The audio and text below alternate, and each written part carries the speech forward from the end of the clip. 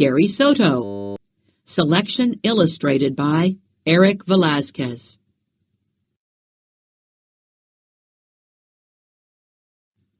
Essential question. Why is determination a good quality for a politician to have?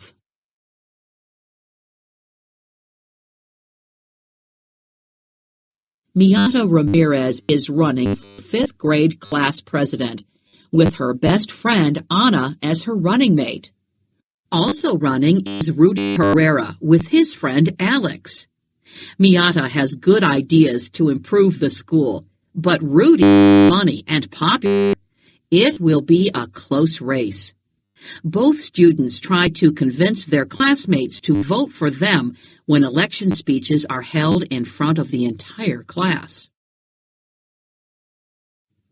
Miata scanned the audience sitting on the floor in the multi-purpose room, which was still decorated with banners for the 16th of September, Mexican Independence Day. The heads of the fifth graders wagged like apples on a branch. Miata was nervous about the debate, but this was her big chance to tell the students why they should vote for her and not for Rudy. Miata looked at Rudy sitting next to her. She could see that he was chewing gum, which was against school rules. He was smacking his lips and waving to the boys in the audience. Blowing a bubble, Rudy turned to Miata. The bubble grew as large as a fist and popped like a fist in a baseball glove. He laughed and asked, "You want some gum?"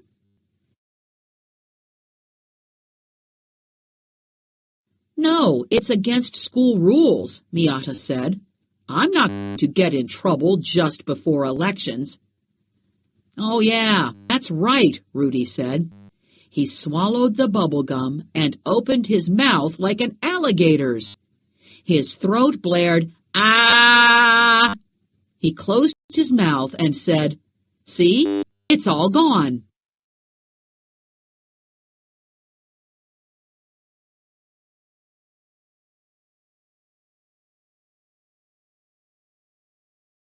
"That's ugly, Rudy," Miata grimaced. Rudy shrugged his shoulders. He turned his attention to the audience. Someone was yelling at Rudy to ask if he wanted to exchange his sandwich for a burrito during lunch. Rudy gave him a thumbs-up response. Miata's nervous knees shivered, and the lines on her palms ran with sticky sweat. She looked down at the 5 Miata and Ana badges on the front of her blouse. Earlier they had seemed so neat, but now they just got in her way. "People, fifth graders, let's settle down," Mrs. Castillo, the vice principal, yelled above the noise. She repeated her command, and gradually the bobbing heads stopped moving. "Yeah, let's knock it off," Rudy yelled, getting to his feet. His gaze locked on 2 boys who were pushing each other. "Carlos, leave Jaime alone. Save it for the playground." Carlos stopped shoving his friend and sat up as straight as an angel, which he was not. "That's better," Rudy said. He then returned to his seat. "Thank you, Rudy," Mrs. Castillo said. "No problem," he said. Mrs. Castillo turned to Miata and, with a smile, said sweetly, "We are going to hear from Miata first. She's in room 6. Let's hear what she has to say." Analyze the text. Idioms. Find the idiom Rudy uses when he speaks to the students. What does it mean?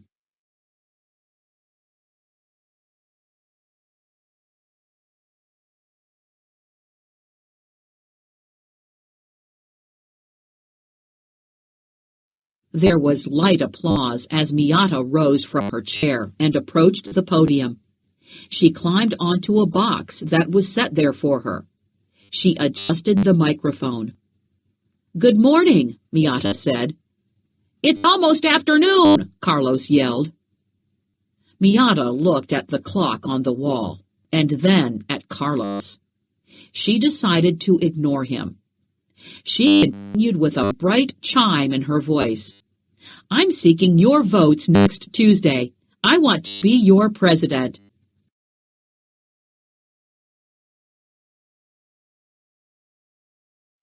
"President of the United States?" Carlos yelled through the funnel of his hands. With that, Mrs. Castillo, now stern-faced, shook a finger at him. He returned to sitting as straight as an angel. Miata breathed in as she gathered strength. She inflated her lungs and boomed, "If elected, I plan to beautify the school grounds. I want to get rid of all that cholo graffiti and put some flowers in by our fifth-grade rooms." Some of the students, mostly girls, applauded. "I'm sure you are tired of a cochino-looking school," Miata boomed even louder. There was more applause, but not enough to make Miata confident. She eyed Anna in the audience. Anna hadn't clapped that hard. Miata clicked her tongue and thought, "Come on, Anna, let's get with it." 1. Cochino. Dirty.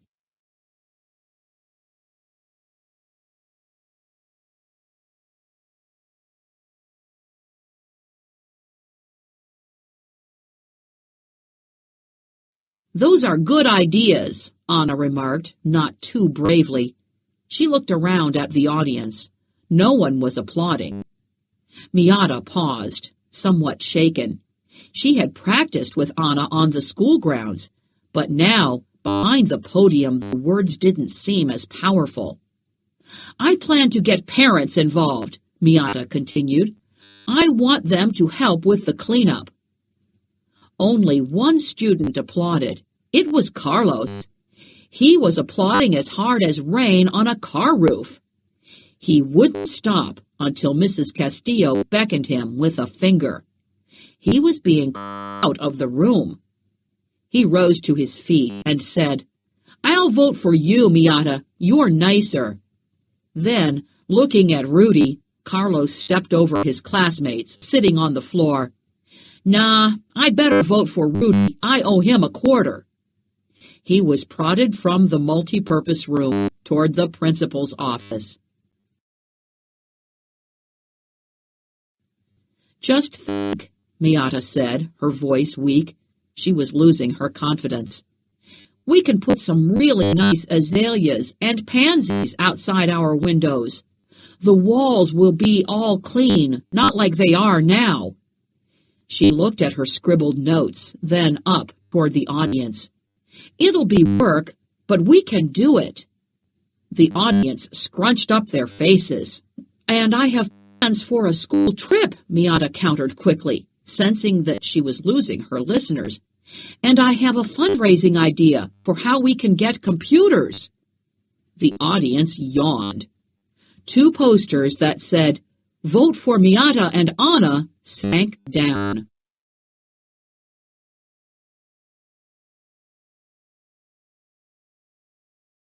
"I have a question," a boy said, his hand as tall as a spear. "Yes?" "Are we going to get paid to work?" His face was lit with a grin. He knew he was being silly. "No, we're not getting paid. It's for our school." The students muttered, but applauded lightly. A few of the posters went up again in a rattle, but quickly sank down. "Please think of me when you vote on Tuesday," Miata said. Her voice was now as faint as a baby bird's chirp. She sat down, exhausted. She wanted to shake her head in defeat, but knew she had to sit up bravely. She waved at the audience, but only a few students waved back. Not one of them was a boy.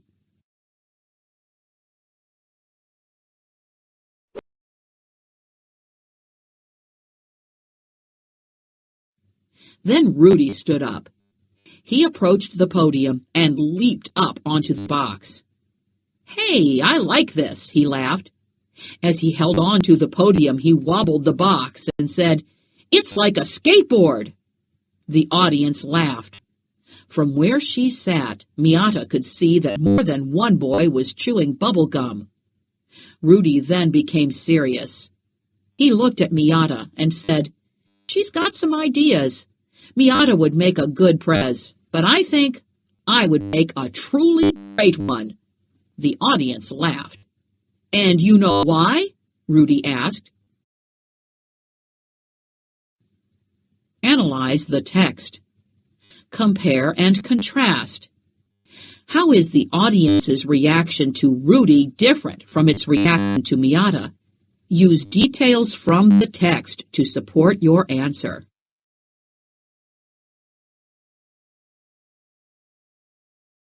"Why?" some of the boys in the audience repeated. Rudy turned a cupped ear to the audience. "I can't hear you."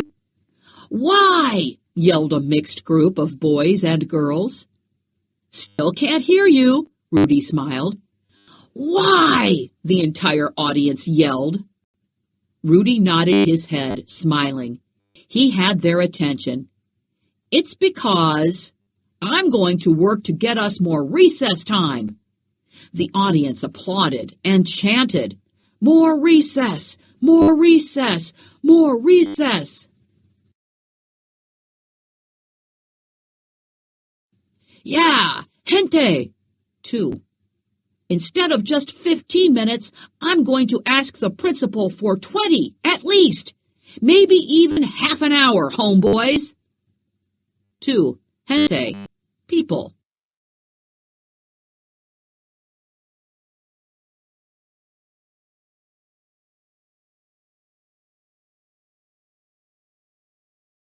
"Why not an hour?" someone yelled from the audience. "We can't push our luck, dude," Rudy responded. Miata wanted to cover her face. It was obvious that the audience was siding with Rudy. Rudy raised his hands and asked for silence. "Plus," he continued as he slowly scanned the audience, "plus, I'm going to ask for ice cream day every day, not just on Fridays." The audience roared as Rudy wobbled the box and then jumped off. He returned to his seat, pushing a fresh piece of bubble gum into his mouth.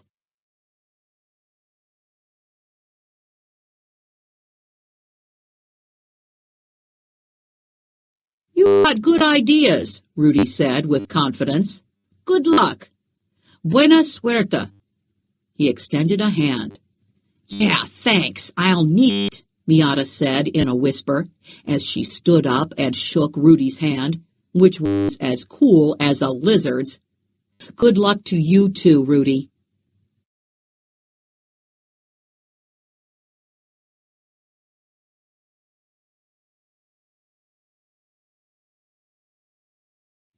After the debate, the students returned to their classrooms. Miata tried to put on a good face. Most of the girls knew that Rudy was a joker.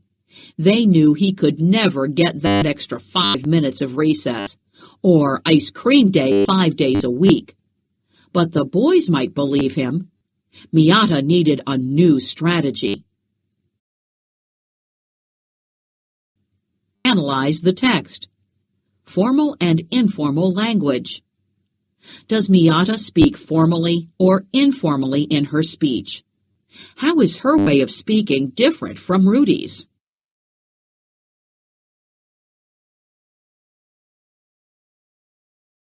After school, she returned home and started her homework behind the closed door of her bedroom. But her mind stalled. She kept looking at the photo of herself taken in Mexico when she was 5 years old. She was on a pony. Her smile was big, and her eyes lit with happiness. "That was fun," she whispered, as she remembered how her Uncle Jorge led her around the yard. At the time, she had thought that she was going really fast, but now she knew that it must have been slower than a trot. Miata put down her homework and looked in her scrapbook at her dad's family in Mexico, her grandparents and uncles and aunts. They all lived north of Guadalajara on a rancho. 3. Then, toward dark, she heard her father come home. She heard the screen door slam and his heavy trudge to the kitchen. She heard the groan of the faucet, and then her father calling, "Miata, ven acá." 4. Miata let the pencil roll from her hand. She was tired of doing her math problems. "See!" 5. Miata yelled as she scooted back her chair. She hurried into the living room. "What's up, Poppy?"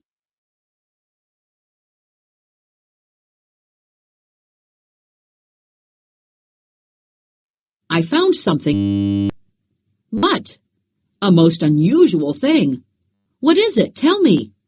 He was holding a small white box in his hand. "It scared me when I found it."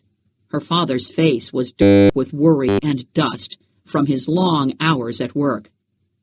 Miata furrowed her brow. She was curious. Slowly, her father lifted the lid from the box. Miata peeked in, standing on her tiptoes. In it stood an adult index finger that was as gnarled as a root. She eyed her father and clicked her tongue. "Where do you think it came from, mija?" 6. Her father asked seriously. He petted the finger with his free hand. "From your left," Miata answered, hands on her hips. "That's where it came from." A sudden smile brightened his face. He wiggled the finger in the box and screamed, "Aye!" 7. "It's coming alive! I better put it down the garbage disposal." He ran into the kitchen, laughing, and Miata followed her father. But he only gave himself another glass of water.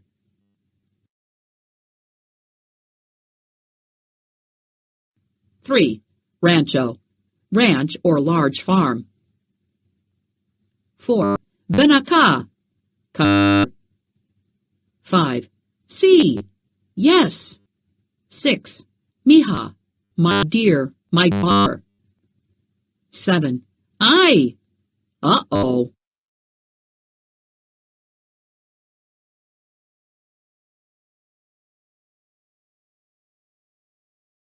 "Dad?" Miata asked, taking his large work-stained hand into hers. "Ya, mija?" He wiped his mouth with the back of his free hand. "Do you think I should run for office?" She hesitated, and then continued. "I mean, I'm not as popular as Rudy or his friend Alex." "Well, popularity is one thing, but service is another. ¿Entiendes?"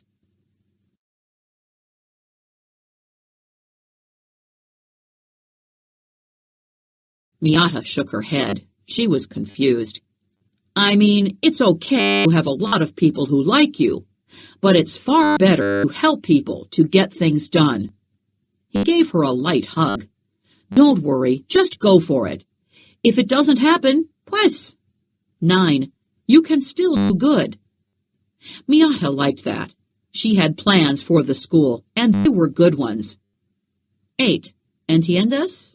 Do you understand? 9. Pues, then.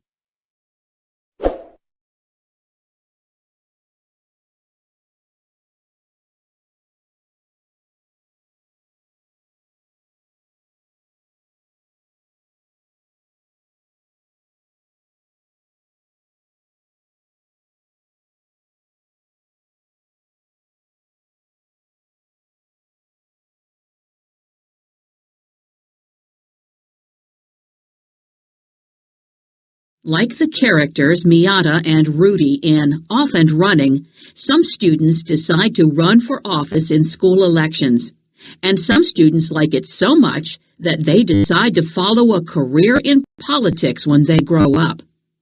Why not participate in a school election and see if you have what it takes to be a successful politician? Running for office in a school election has many of the same elements of city, state, or national elections, just on a smaller scale. School elections can also be a good way to see if your strengths are a good fit for the expectations of a campaign and a career in public service. Above all else, you need to have a passion for working with people and a strong desire to make your community a better place to live and work. In a school election, you will develop a platform or important items that you will accomplish once you are elected to office. This is something to make final before your campaign begins, because changing your platform mid-campaign might confuse your classmates. If you are voted into office, students will be watching to see if you follow through on your platform promises.